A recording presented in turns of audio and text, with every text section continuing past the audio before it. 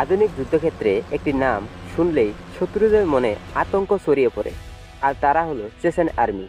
রাশিয়ার বিশাল সেনাবাহিনী থাকা সত্ত্বেও কেন প্রেসিডেন্ট পুতিন গুরুত্বপূর্ণ অপারেশনে এই মুসলিম যোদ্ধাদের উপর ভরসা করেন? কেন তাদের বলা হয় পুতিনের পদাতিক সৈন্য? চেচেনদের এই অদম্য শক্তির উৎস লুকিয়ে আছে তাদের ইতিহাসে। শতাব্দীর পর শতাব্দী ধরে তারা ককেসাস পাহাড়ে প্রতিকূল পরিবেশে যুদ্ধ করে টিকে আছে। 90-এর দশকে তারা রাশিয়ার বিরুদ্ধে দুটি রক্তক্ষয়ী যুদ্ধ করেছিল, যেখানে তাদের গেরিলা যুদ্ধকৌশল রুশ বাহিনীকে পর্যন্ত নাজেহাল করে দিয়েছিল। বর্তমানে তারা রাশিয়ার অংশ হলেও সেই লড়াকু মানসিকতা আজও তাদের রক্তে।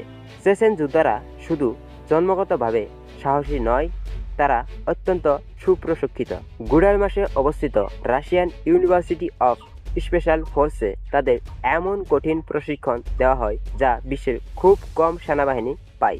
পাহাড়ি যুদ্ধ, আরবান কমব্যাট বা শহর দখল এবং কাউন্টার টেরোরিজমে তারা অতুলনীয়। চেচেন আর্মির শক্তি আরেকটি বড় দিক হলো তাদের ধর্মীয় বিশ্বাস ও আনুগত্য। তারা নিজেদের লড়াইকে অনেক সময় জিহাদ হিসেবে দেখে,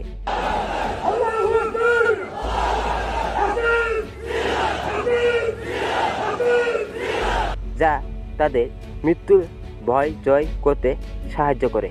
পাশাপাশি নেতা রমজান কাদিরভ এবং ভ্লাদিমির পুতিনের প্রতি তাদের প্রশ্নহীন আনুগত্য তাদের একটি সংবিদ্ধ বাহিনীতে পরিণত করেছে। সিরিয়া থেকে ইউক্রেন প্রতিটি সংঘাতপূর্ণ এলাকায় চেচেনরা তাদের সাহসিকতার প্রমাণ দিয়েছে। বিশেষ করে মারিউপোল বা বাখমুতের মতো শহরগুলোতে সম্মুখ সমরে তাদের পারদর্শিতা বিশ্বকে অবাক করেছে।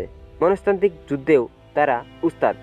তাদের উপস্থিতি অনেক সময় শত্রুর মনোবল ভেঙে দেয়। তো বন্ধুরা, এই ছিল রাশিয়ান চেচেন আর্মিদের একটি ছোট ভিডিও, যেখানে তাদের নিয়ে কথা বলা হয়েছে। তো যদি ভিডিওটা ভালো লাগে তাহলে ভিডিওটাকে লাইক করুন এবং চ্যানেলটাকে সাবস্ক্রাইব করুন।